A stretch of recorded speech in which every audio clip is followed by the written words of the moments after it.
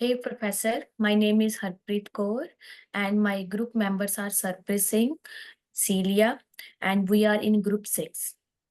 We have worked on IPSec configuration between pfSense and IPFire firewalls. IPsec Internet Protocol Security is a suite of the protocols designed to secure Internet Protocol IP communications by authenticating and encrypting each IP protocol in a communication session. It provides essential security features such as confidentiality, data integrity, and authentication.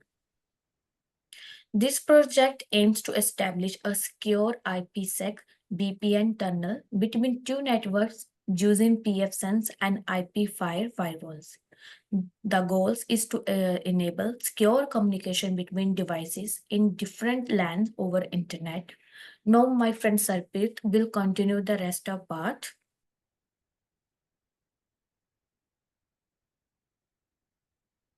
Hey, Professor. So, as Harpreet said, the goal here is to enable secure communication by establish IPsec VPN tunnel between firewall working on a different network and with another firewall working on a separate network.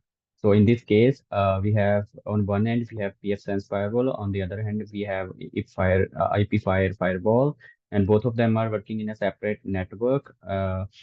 So as you can see here, here are the screenshots from the console view of both of the firewalls, and I'll show this in the vSphere's remote connection as well. Here, as you can see, this is the IPFire firewall console view, and here this is the pfSense firewalls console view. And Here, this is PC01 that is connected to pfSense with an IP address of 192.168.117.20, and different network. And here is two, which is connected to IPFire firewall, and its IP address is 172.16.117.40, and clearly this is on another network as well. So um, with that, um, so for setting up the pfSense firewall, first step is to access the pfSense web interface via visiting the link http colon / 192.168.117.1. That is the IP address that is assigned to the LAN of pfSense, and then from there we will configure IPsec with IKE version 2 mutual PSK, that is pre-shared key, and appropriate encryption and hash algorithms. I'll show that as well. And then next step is to set up phase 1 and phase 2 for IPsec with the specified subnets and encryption settings. Um, if you visit, I've taken both of the remote desktop connections for both of the devices connected on different networks ahead of time in order to save some time. Here on the left side, this one is the um, a device that is connected to pfSense. If we go here and type 192.168.117.1, and then we'll be prompted with the admin credentials to go into the pfSense web console. Oh, sorry, I changed the password here. So we are into the pfSense from web console, and first step is to go to VPN IPsec, and there we see here I've established the P1 and P2 entries. P1 is basically phase 1, which is used to authenticate the connection, and then P2 phase 2, that is used to send and transfer actual data. So for P1 here, as you can see, IKE version is 2. Then here's a remote gateway. That is the WAN address of um, our IPFire, uh, our IPFire WAN gateway and authentication mode, P1, everything is here. And here, uh, pre-shared key is fsing. That is the key that is used to check the authenticity of the connection. Then encryption algorithm AES 256-bit key length is used here, and everything else is set to default. And then uh, as for P2, if we go here and we see a remote subnet is the LAN network address of the um, IPFire firewall, that is 172.168.117.0. And then uh, encryption algorithms are used: AES 128 and AES 256 key length, and other things are set to default. After this, we go to the is the step of setting the IPFire firewall. By it's the same. Basically, we access the web interface via typing HTTPS colon / 172.168.117.1. But this time we have to enter the port as well. That is the default port that is used to access the IPFire web console. Then we configure IPsec with the matching settings as pfSense, just like the pfSense IKEv2. That the settings that we chose to create the um, configure the IPSec tunnel there on pfSense end. That is IKE version 2 mutual PSK, and the PSK is ssync. And then next step is set up the connection with local and remote subnets, just like um, the we did in pfSense. Here, if we go and visit the device that is connected to IPFire's network, local network, here we type HTTPS / 172.16.117.1 colon 444, and it is asking us for the credentials. We enter admin and the password, and we are into the home screen of firewall. And if we go to services IPsec, here we can configure the uh, IPsec settings. Here it is already configured, and if we go to the edit mode, here we can see the local subnet, that is the LAN network of this. If Fire's network is configured here, the remote host that is going to connect or send data here is the WAN address of pfSense here, and remote subnet, that is the LAN address of LAN network of pfSense.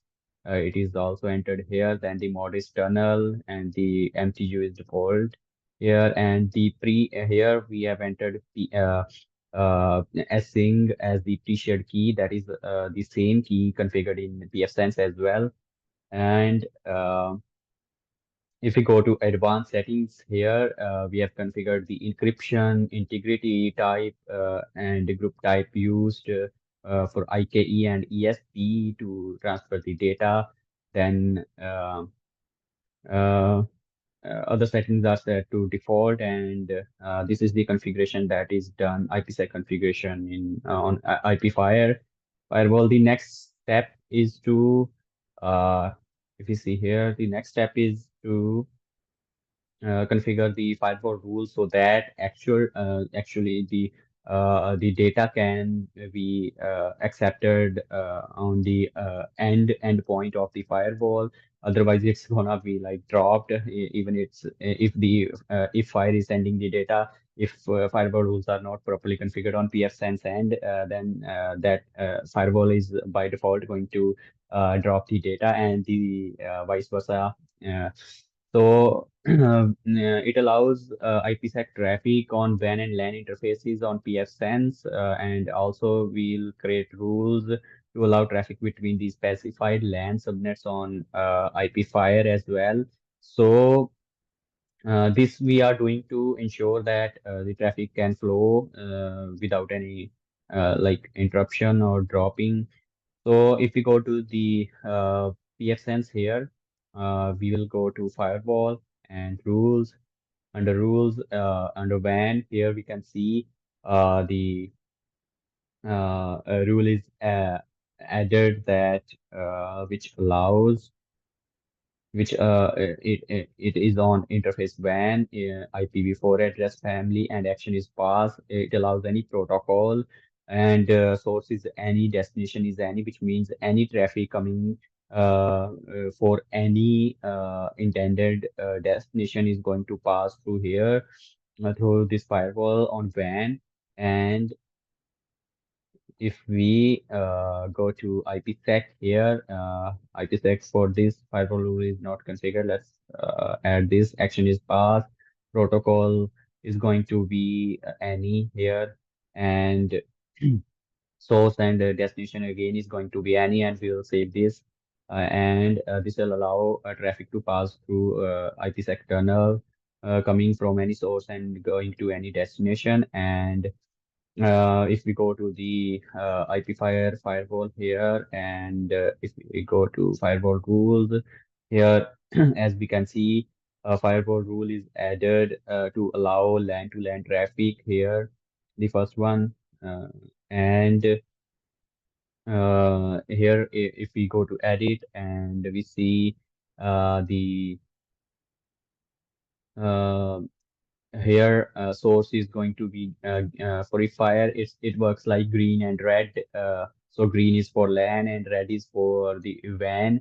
So here standard network source is going to be green, any traffic on green, and it'll choose firewall as all, not just one interface. And destination address is going to be the network, that is 192.168.117.0. That is the network of pfSense. So protocol is all, and it's going to accept the traffic. And here we added the description, and this will allow the traffic to pass from IPFire to pfSense and vice versa. So after configuring the firewall rules, now the testing part comes. We have right now we have done the setting up pfSense, IPFire, and we have configured the firewall rules. Now the testing part comes. So and now we have to verify the IPsec tunnel is properly working, and on pfSense and IPFire both. So for that, if we go to here, the pfSense here, we go to status under IPsec, and here we can see the tunnel is successfully established. And if we disconnect the tunnel, and here we can see that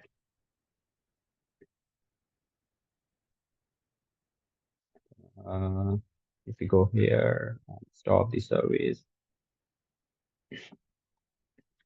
we go to services, IPSec on IPFire, and it says on demand status. It's on hold until we turn it on.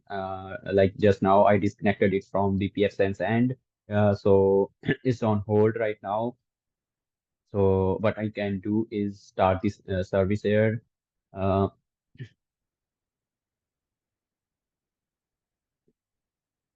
Now I'll click connect P1 and P2. So here we can see the connection is established here successfully. So this is one indication that shows the connect tunnel is successfully established. And if we see on the IPFire end, we click on restart. It's going to connect. Yes, so it shows in a green indicator that the status is connected now. Now, next part is the by doing ping, we can verify that the connection is uh, successfully established, and every device on each of these networks is able to communicate with each other. So if we see here, um this is the IP address of this device. So what we are going to do is copy this address from here, and we'll open a terminal command prompt here on the device that is uh, working on IPFire's local network. And you see here the IP address of this device as well. So this is the IP address of this device, and we'll type ping, and this is the IP address of the device that is working on pfSense here. And if I'll add the parameter -t so that it can send packets, not just send four or five packets, but it will continuously send the packets. So here, as we can see, it's getting reply, and which means the connection is successfully established here on this side. So what I'm gonna do is copy this device's IP address as well and paste it in on the device that is working on the pfSense local network. And again, the same parameter, and it's saying it's getting reply from the device on the other end. So this means our terminal is successfully established, and it's working. Now, for the other part, I would like Harpreet to continue.